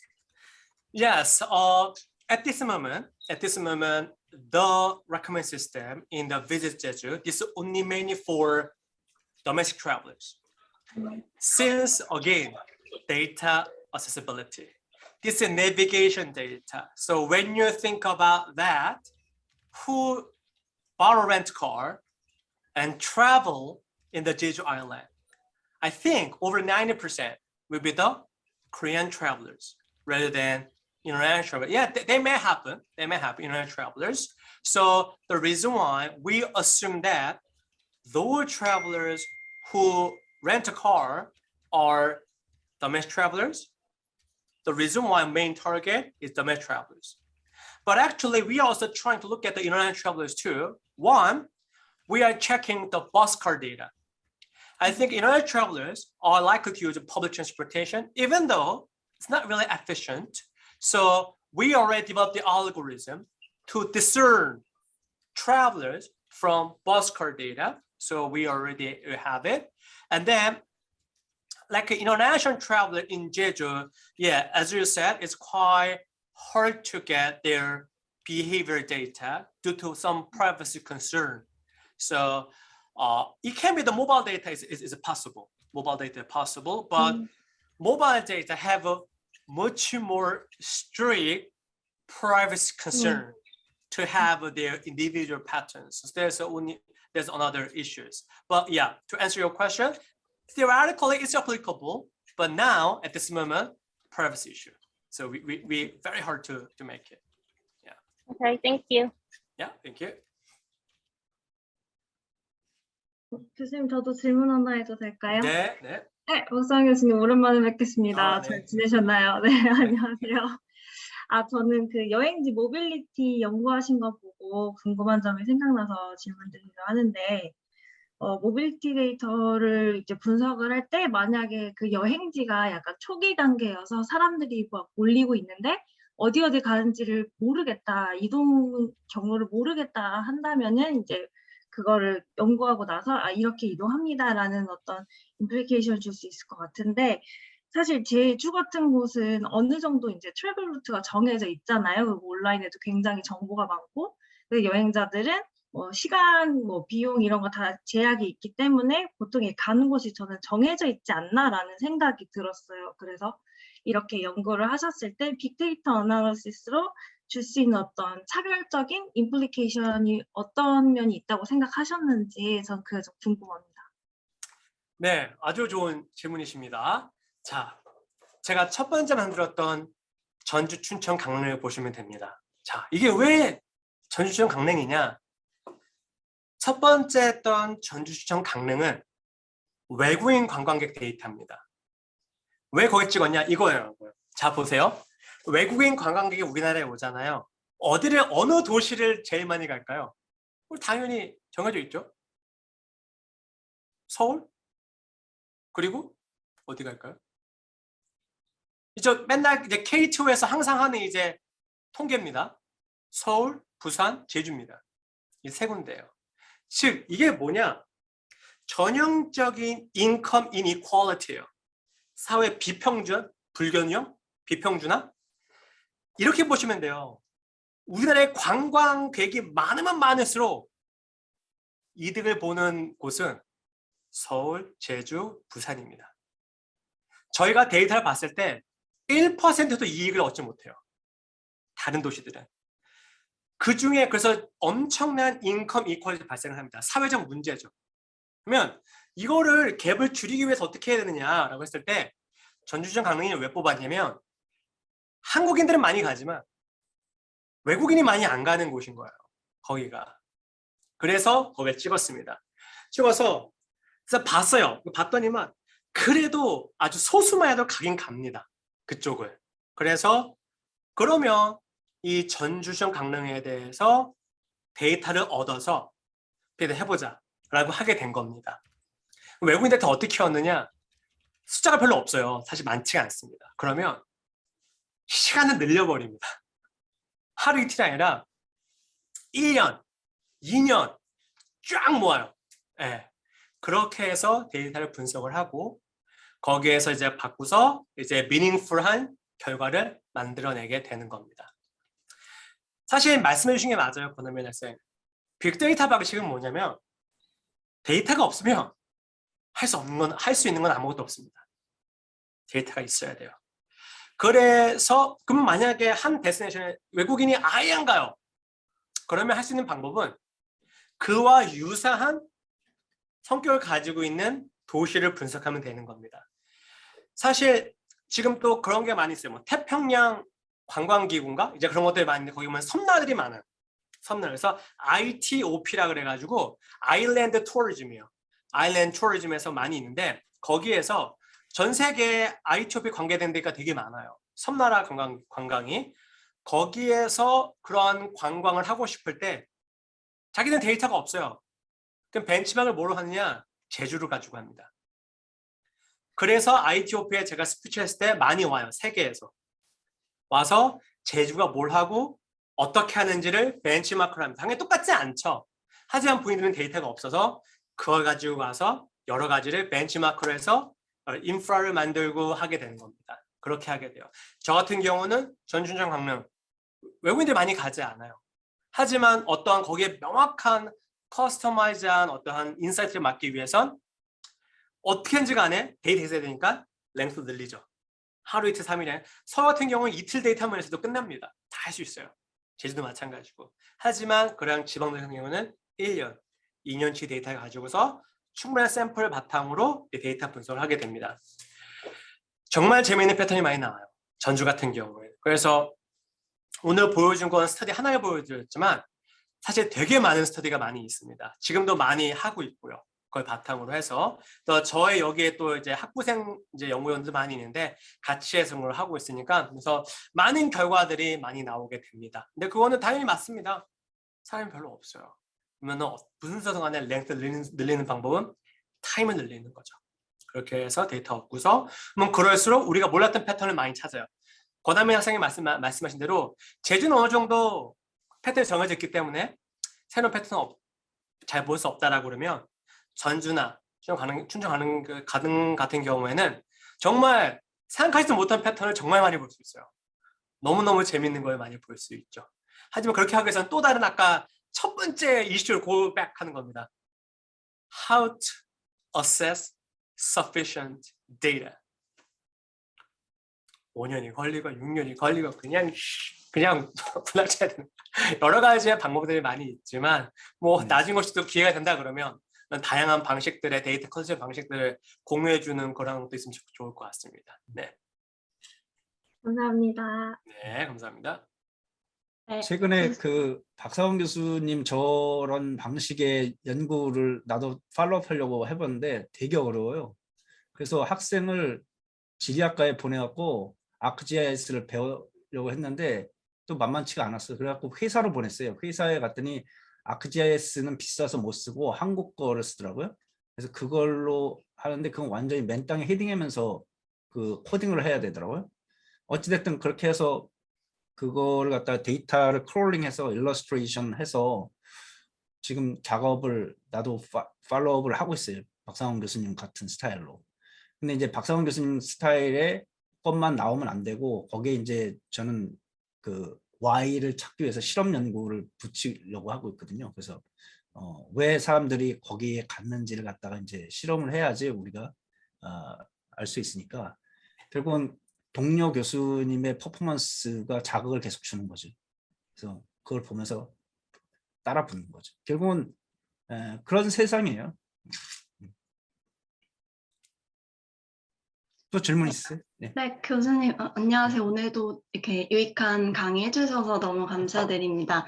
제가 질문 드리고 싶은 부분은 그 마지막에 그 포스트 코비드-19 그 모빌리티 패턴 연구를 좀 흥미롭게 봤는데 거기서 이제 기준치로 둔 게 그 퍼스트 웨이브와 그 세컨드 웨이브에 따라서 이제 행동 패턴이 달라진다고 설명을 해주셨는데 이제 한국의 경우에는 그런 이렇게 정책이 계속 변화를 하고 있고 어떤 사람들이 바이러스를 인식하는 정도가 조금 계속 다르게 나타난다고 생각을 합니다. 그래서 혹시 이런 부분들은 고려를 하지 않으셨는지 네, 여쭤보고 싶습니다. 항상 보지만 네, 이은재스 굉장히 디테일해요. 네, 굉장히 디테일한 퀘스천인데 제가 인사이트 채워드릴게요. 자, 코로나가 일어남으로 인해서 정말 많은 걸 봤습니다. 정말 다 봤어요. 다 봤어. 막 데이터 봤는데 이 페이퍼에서는 그 정책에 대한 건 고려하지 않고 우리가 본 거는 첫 번째 코로나의 변화, 뭐 first wave냐, second wave냐, 그 다음에 death rate, 사망률, 그 다음에 이제 감염자 수, 그 다음에 이게 감염자 수에다가 그다음에 중증 환자 그런 거 보고요. 그게 이제 전국 단위, 제주 단위 이런 걸 다 봤습니다. 이거 본 거고, 그다음에 코로나가 늘어면 제주 관광에 다이렉트로 오냐? Immediate effect. 그러면 언제 영향이 오냐? 우리가 발견했을 때 1주 걸려요. 1주 후에 가장 큰 임팩트 오는 걸 발견. 1주인가 6일인가 정확한 데이터 있거든요. 그게 있습니다. 요거까지 보고요. Time lag effect. 오르면 제주가 언제 영향을 받을까? 이거를 본 겁니다. 이걸 본 건데 그 다음에 제가 수업 시간에 한 게 있어요. 여기 이제 있으면 국제관광론이라는 걸 했습니다. 거기에서 학생들이 발견한 거예요. 우리가 데이터 한번 뒤져봤어요. 영향을 미칩니다. 그중에 뭐 영향을? 전 제가 발견한 게 아니에요. 우리 학부 학생들이 발견한 거예요. 같이 데이터를 보면서. 학부생들이 뭘 발견했냐면은 보조금이 나올 때 정말로 영향을 받습니다. 관광을 위한 행동이 증가를 하게 되고요. 관광을 위한 소비가 늘어나요. 스필오버 이펙트가 오는 거예요. 정책에서는 보조금을 줘서 생계를 어떻게 유지하고 싶은데 그 생계도 있지만 그 스필오버 이펙트가 관광에까지 오는 거를 영향을 받습니다. 그걸 데이터로 확인했어요. 아직 통계를 해서 보조금이 얼마나 올라갈 때에 관광의 이익이 얼마나 올라가냐는 아직 통계적으로 보지는 않았지만 저희가 여러 가지 데이터를 봤을 때 정책에 영향을 미칩니다. 그 중에 뭐가 영향을 미치냐? 보조금이요. 그거를 확인했습니다. 저희는 이제 그걸 바탕으로 지금 여러 가지 이코노메트릭스를 하고 있습니다. 이게 얼마나 영향을 미치냐에 대해서. 네. 그래서 그걸 준비하고 있습니다. 네. 그리고 이거 있을 때마다 여러 가지 코로나 있을 때마다 아까 봤던 뭐 디맨드 영향을 미치지만 모빌리티 영향을 미칩니다. 즉 이동하는 거리가 굉장히 짧아져요. 코로나가 인해서 멀리 안 갑니다. 제주 내에서도 이렇게 조금씩 움직이고 다양성도 상당히 줄어듭니다. 많이 안 가요. 조금씩 움직이고 거리도 짧아지고 가는 다양성도 좁아지고 그리고 해변가 굉장히 많이 핫스팟이 되고 또 하나 되게 재밌는 게 신화월드 굉장히 핫스팟이 됩니다. 이런 식으로 그래서 코로나를 통해서 많이 변화되고 정책, 보조금 굉장히 인출생각이 일어나요. 이건 또 제가 알아낸 건 아니고 같이 학생과 데이터를 보면서 학생들이 아주 인터레스팅하게 우리 학부생들이 알아낸 결과입니다. 그걸 바탕으로 또 리서치를 하고 있고요. 네. 저 신화월드가 관심 있다는 건 나도 데이터 통해서 봤는데 저게 의미하는 게 여러분들 굉장히 중요한 게 제주에 가면 산 보고 바다만 볼 줄 알죠. 그렇지 않더라고. 제주하고 산을 보는 거는 제주는 날씨가 그렇게 맨날 좋지 않기 때문에 그게 피팅이 잘 안 되면 어딜 가냐면 그 신화월드의 쇼핑 그런 단지를 많이 가요. 그러니까 제주도는 사실 바다를 건너야 하기 때문에 비행기를 타고 내리는 외국 같은 경험을 할 수 있는 유일한 국내의 랜드거든. 그러니까 서울에서 쇼핑하는 그런 비헤이비어가 제주도에서도 비슷하게 일어나는 거예요. 그러니까 사실 제주도의 관광 패턴과 서울의 관광 패턴은 싱크로나이즈 돼 있는 게 많아요. 그러니까 그런데 이 네이버가 바로 그 디스턴스 가깝게 바다가 있고 그 산으로 올라갈 수 있는 게 바로 있기 때문에 그런 것들을 갖다 종합해서 우리가 경험할 수 있는 거지 사실. 그런 것들을 저도 이제 데이터 갖고 분석을 해보면서 찾아내고 있는 거죠. 그럼 과연 제주도에서 하고 서울하고 뭐가 많이 틀리냐? 틀린 것도 있고 비슷한 것도 있더라고 보니까. 네. 또 딴 분. 네, 네. 교수님 저 질문해도 될까요? 네. 네, 제가 코로나로 격리 중이어서 비디오를 켜지 못한 점에 대해서 되게 양해 부탁드립니다. 제가 작년에 교수님이 토속에서 이 제주 관련해서 빅데이터 발표하시는 거를 들었었는데 그때 말씀해 주시기로는 이런 빅데이터로는 어소시에이션이나 코릴레이션은 볼 수 있지만 커설리티는 볼 수 없기 때문에 이런 말씀을 주신 게 되게 기억에 남았었는데 이게 좀 계속 아직까지 의문인 상황입니다. 빅데이터 분석 시 알고리즘이 이제 통계가 이미 다 들어갔기 때문에 이게 충분히 그 과학적 검증이나 프루프이 된다는 건지 아니면은 그렇게까지 보기는 좀 어렵다는 건지 이런 경계에 대해서 학술적으로 빅데이터를 다루는 부분에 대해서 한번 설명해 주시면 감사드리겠습니다. 네, 알겠습니다. 네, 맞아요. 저는 아직도 그 생각은 변하지 않습니다. 빅데이터로는 코릴레이션 볼 수가 없어요. 무조건 코릴레이션 상관관계만 볼 수 있는 겁니다. 뭐가 원인이고 뭐가 결과인지 알 수 없어요. 자, 이런 예를 들어드릴게요. 원인과 결과를 가장 잘 알 수 있는 거는 실험입니다. 왜 그러냐? 실험은 이렇게 생각하거든요. 모든 이 통제를 시킵니다. A그룹과 B그룹이 있으면 내가 만약에 A그룹한테 광고를 보여주고 B그룹에 광고를 안 보여줬어요. 비교합니다. 여기에 전제가 있어요. 모든 다른 요소들은 전부 다 똑같아야 돼요. 전부 다 똑같은 상황에 하나는 광고를 보고 하나는 광고를 안 본 거예요. 그럼 그 결과가 광고로 인해서 행동의 변화가 일어났다는 걸 정확하게 추정할 수가 있습니다. 이게 코즈 앤 이펙트예요. 원인이고 결과입니다. 이렇게 보는 겁니다. 그리고 이코노메트릭스에서도 사실 코즈 릴레이션십을 보기 위해서 엄청난 양의 데이터 분석을 하게 됩니다. 거기에 뭐가 들어가느냐? 컨트롤 베리어블이라는 게 들어가요. 컨트롤 베리어블. 그냥 단지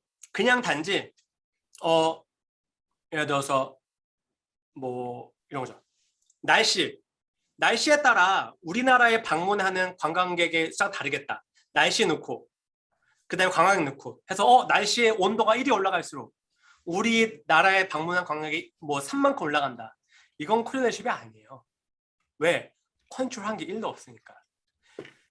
그러니까 이걸 좀 메소드에서 배우실 텐데 우리가 그러니까 측정을 해서 는 데이터를 얼마나 컨트롤을 잘 시키냐에 따라 여러분의 결과가 정말 코즈가 와 이펙트의 릴레이션을 잘 볼 수 있는 거예요. 이런 거예요. 내가 외국인이 대한민국을 오는 이유가 꼭 날씨 때문이에요? 아니잖아. 이미지도 있고 K-팝도 있고 친구가 오라고 했을 수도 있고 내가 과거의 경험도 있잖아요. 이 네 개를 컨트롤을 했을 때 나는 날씨의 영향에 대해서 명확하게 알 수 있는 거예요. 무슨 말인지 알겠죠? 이 네 개를 컨트롤 안 했어. 날씨만 봤어. 이 통계. 그 결과에는 네 개의 요소가 함께 들어가 있다는 거예요. 빼지 않은 거야. 네 개가 들어서 네 개에다가 플러스 날씨까지 들어간 결과가 나온 거예요. 그걸 컨트롤 안 했으면. 이런 얘기입니다. 이거를 여러 가지 경제학자들이 하는 이코노메트릭스. 거기에서는 컨트롤할 수 있습니다. 그래서 컨트롤하고 그래서 여러분들 영어 보면은 그게 나오죠. 메인 이펙트라는 거. 메인 이펙트. 그 메인 이펙트 거기서 나온 거예요. 컨트롤을 빼. 컨트롤 했잖아요. 우리가 중요하다는 거. 메인 이펙트를 보고서 그래서 거기서 나오는 얘기가 그거죠. 이펙트 사이즈. 이펙트 사이즈라는 거를 계산하게 됩니다. 그래서 이게 뭐냐? 컨트롤한 나머지 4개의 팩터를 고려하고 웨더만 본 그 이펙트 사이즈가 얼마나 되는지를 보는 겁니다. 그래서 퀄리파이드 할 수 있는 거예요. 자, 빅데이터. 우리는 어소시에이션 봅니다. A와 B와의 관계. A를 가는 사람이 B를 얼마나 가네? A를 가는 사람이 C를 얼마나 가네? 아까 말했던 interaction, connection, 상하관계입니다. correlation이요. 즉, 통제한 거 아무것도 없어요.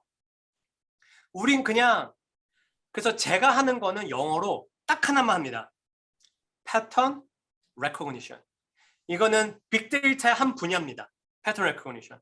사람들의 이동하는 패턴, 사람들이 소비하는 패턴, 사람들이 검색하는 패턴을 저는 알아내는 분석을 하는 사람이에요. 그러면 이 패턴에 영향을 미치는 게 뭘까? 그럼 이게 코즈연습이 있을까? 그렇게 하기 위해서는 아까 코로나는 있지만 코즈연습이 아니에요. correlation이야. 아무리 우리가 좋은 이코노메트를 썼지만 단지 우리는 프레디션 할 뿐이에요. 코즈가 아니야. 코로나가 이만큼 늘어났을 때 얘가 얼마큼 늘어날까라는 걸 예측을 할 뿐이지 얘가 메인이다. 얘가 메인이라 코로나가 메인이니까 여기에 변화가 이렇게 일어난다라고 말할 수는 없습니다. 상황이 이렇게 난다라고 말할 수 있는 겁니다. 이 이유 때문이에요. 만약에 제가 그렇게 하는데 컨트롤 베리어블 10개를 넣었어요. 넣고 이렇게 썼어요. 그러면 코즈 릴레이션십을 테스트 해볼 수가 있어요. 통계학적으로. 그런 다음에 말할 수 있는 겁니다. 지금도 우리가 한 거는 코로나의 수와 제주를 관광에는 관광객의 수와의 상관관계를 본 겁니다. 아무리 리그레이션을 썼지만. 그 다음에 이 상관관계의 이펙트가 언제쯤 나타날까? 타임적으로, 시간적으로 본 거죠. 하지만 코로나가 이 트립의 명확한 이유다. 이 변화하는 거에 코즈가 된다라고 말할 수는 없습니다. 이렇게 보는 교수님께서 이전에 이런 빅데이터로 이코노메트릭스 쓰시는 분들하고 협업하신 페이퍼를 읽어봤었는데 네. 그러면은 말씀하신 것처럼 이런 빅데이터를 기반으로 이코노메트릭스를 짜서 거기서 이제 커절리티 테스트까지 보면은 조금 더 로버스트한 연구가 될 수 있다고 생각해도 될까요? 그럼요. 근데 거기에서 더 중요한 거는 아까도 말했지만 무조건 you have to find as many control variables as you can. as many. 이렇게 생각해 보세요. 내가 리뷰를 썼어. 리뷰 쓴 이유가 단지 사람들한테 공유하기 위해서요? 아니야. 1000가지 이유가 있는 거예요. 그걸 컨트롤할 수 있어야죠. 그래야 명확한 어떠한 팩트 알 수 있는 거예요. 왜냐면 이건 세컨더리 데이터니까. 우린 그 사람들 통제한 게 1도 없어요. 세컨더리 데이터는 통제를 아예 안 해요. 그리고 심지어 사람들이 제가 사용한 모바일 데이터는 사람들이 정말 관광의 목적으로 수집한 데이터가 아니에요. 기존에 존재한 데이터를 가져와서 우리 관광적으로 이해를 하는 겁니다. 즉 통제하고 컨트롤한 게 1도 없어요. 그러면 통제한 게 1도 없는데 아까 실험에서 얘기했던 것처럼 그 광고를 빼한 모든 나머지 컨디션이 똑같다고 봐야 되는데 2차 데이터에서는 컨트롤한 게 없는데 어떻게 내가 이거를 완벽하게 통제했다고 말할 수 있습니까? 어떻게 내가 내가 보고 싶은 변수 하나가 영어 비슷하고 말할 수 있다는 거예요. 못해요. 못합니다. 통제한 게 없기 때문에. 그래서 코릴레이션 볼 때는 너무너무나 중요하게 보죠. 그래서 가능한 한 다양한 컨트롤 베리어블을 넣으셔야 되고 가능한 한 많이 컨트롤을 빼내셔야 되고 그 다음에 통계학적으로도 엄청난 다양한 코절 릴레이션 테스트를 해보셔야 돼요. 네, 그래서 말씀하신 대로 예림 학생 그래서 빅데이터가 어려운 게 하나의 데이터 가지고 컨트롤 릴레이션 볼 수가 없어요. 정말 많은 데이터 인텔리전이 들어오고 정말 다양한 통계학적 코릴레이션 테스트 해보고 결과 하나 나오는 겁니다. 네. 교수님 답변 감사드립니다. 네. 자, 저는 저 박상원 교수님 저 말씀 쭉 들으면 뭔가 그럴듯하게 내도 금방 될 줄 알았거든요. 근데 잘 안 되고 저걸 할 줄 아는 분한테 트레이닝을 받으면서 그게 학습이 되는 거예요. 네. 에코노메트릭스든 빅데이터든 이미 하고 계신 교수님들한테 사사를 받으셔서 트레이닝을 받고 통제를 어떻게 시키는지 트레이닝을 받고 그래야지 그 결과를 아는 거지. 지금 세미나에서는 그런 인스파이어링만 되는 거죠. 아, 이렇게 해야 되는구나. 네. 또 마지막 또 질문 있으세요?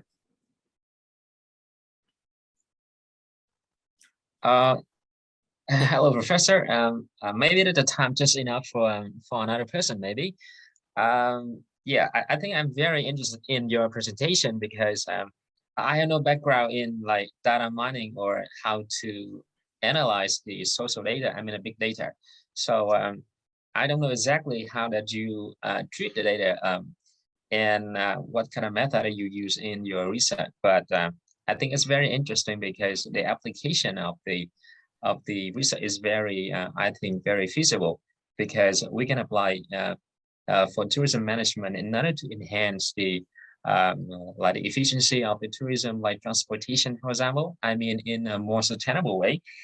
Yeah, I think I am curious about how you do the research. So, but I think it's very complicated to me. Yeah, I don't have a question, but I mean just a reflection, because you use that kind of method to predict the tourist pattern from many different destinations in Jeju, right?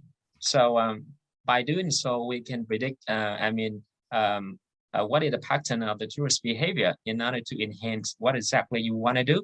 We want to do.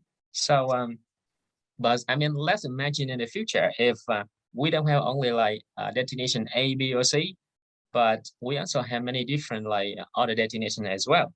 And the tourist references or interest or I mean selection of the destination can change over time. And so are you afraid that your prediction, your recommendation for the destination to improve infrastructure, for example, can be wrong in the future, probably in the next 10 or 5 years when people change behavior? Yeah, and then yeah, so this is my question. Okay. Yeah, thank you very much. Yeah. Thank you very much. Yeah, there are basically two different questions. The first of them, how I analyze data. Actually, you know what? You guys can see only final results that can be publishable in the journal. Do you think I tried only one time? I'm not a god. We try not 10 different methods, not 100 different methods. I think over 1,000 different methods. Wow. We try until we find the insight.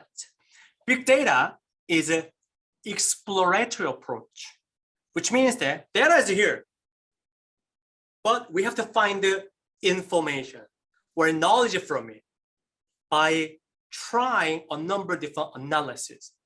But we are not quite sure which methodology is suitable to get the new idea from it.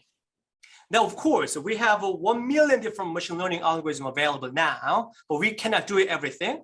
But based upon my insight, or based upon my knowledge or experience before, I can categorize it, which one is well suitable for a certain data set. We try over and over and over and over again. Doesn't matter, morning, afternoon, night, even when we sleep, my computer never sleep. We always make such a code, never stop. It never stops. So yeah, this we keep trying. So we find out the final result so that you can see it. We have a various methodology. The second part is that, to answer your question, don't worry. I didn't present another paper I have. We have a time varying network. So I emphasize network science. Network science argue that network structure is not static, it's not fixed, it's dynamic over time. So our methodology is flexible, keep changing based upon new data we obtain. So as the time goes, new data come to that perfectly reflect current travelers, not yesterday, not 10 years ago. Today, travelers' behavior data comes to, and then our algorithm analyze again with the new data of today travelers' behavior, provide the recommendation automatically, which is automation. This already have, yeah. So they keep learning itself. So it already happened. So we do not make 10 years ago predict to travel behavior recommendation 10 years next to travel. No, it's not. We only have a time zone about 30 days. So it's automatically get the new data and then provide the revised results reflecting current travel behavior pattern. Yeah. Okay. Thank you very much. Thank you. Good.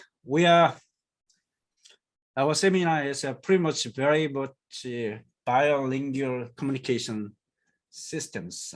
So you can prepare your primary language if you want, but Korean language become a global language, so you should learn Korean language. Okay, and also Korean students must learn English. Doesn't matter broken English, we can communicate each other. Just you need your brave speak out. Okay, Dr. Soyoung Park, as a final comment from you and address to our students. Oh yeah. I said data term a lot today. Yeah, but students, this is what I said at the beginning. Society changing, and then the understanding data and learning data much more important than ever before. But I do not really give it too much pressure on it. But learning the data, learning the skills related to data analysis, of course, it's hard. It's hard. But I think it is worthwhile to try to explore this area, yeah, so that you can follow the society or trend, and then you can provide more implications or the impact to society. We are applied science. We are not pure science. Applied science means that once industry is improved, get better, our study, our discipline will get better as well. Our study should be able to help our industry. Otherwise, it's meaningless. So when industry changes, our skill, our knowledge, our insight should be changed accordingly.